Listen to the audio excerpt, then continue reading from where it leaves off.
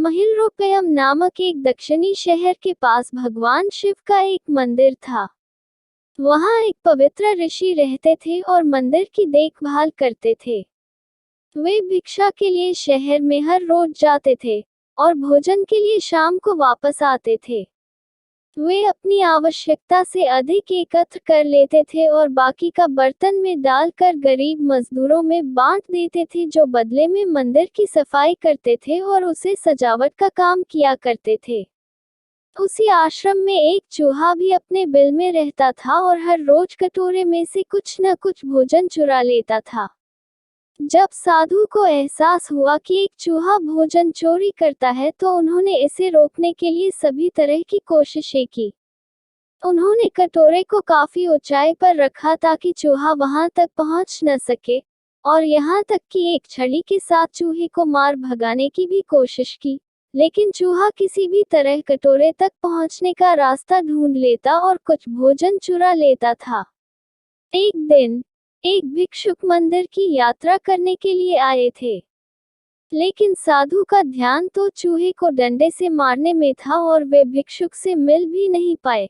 इसे अपना अपमान समझ भिक्षुक क्रोधित होकर बोले, आपके आश्रम में फिर कभी नहीं आऊंगा, क्योंकि लगता है मुझसे बात करने के अलावा आपको अन्य काम ज्यादा महत्वपूर्ण लग रहा है।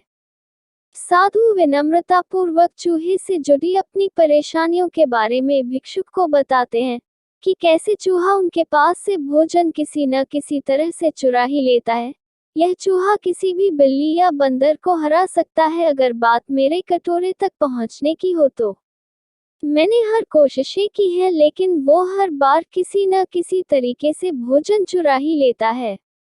भिक्षुक ने साधु की परेशानियों को समझा और सलाह दी, चूहे में इतनी शक्ति, आत्मविश्वास और चंचलता के पीछे अवश्य ही कुछ न कुछ कारण होगा।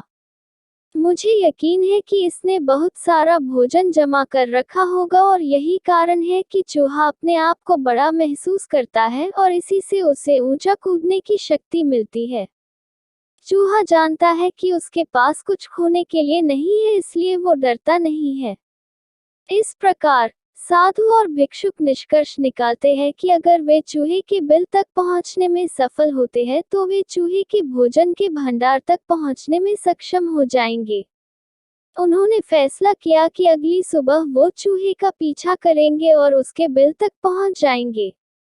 अगली सुबह वो चूहे का पीछा करते हैं और उसके बिल के प्रवेश द्वार तक पहुंच जाते हैं।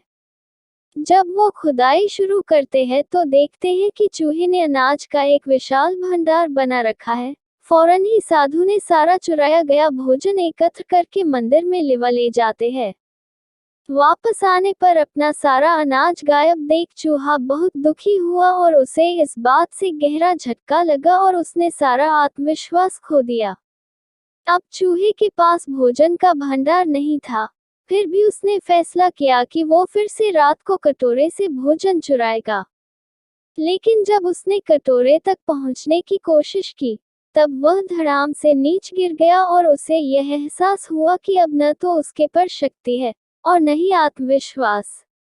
उसी समय साधु ने भी छड़ी से उस पर हमला किया।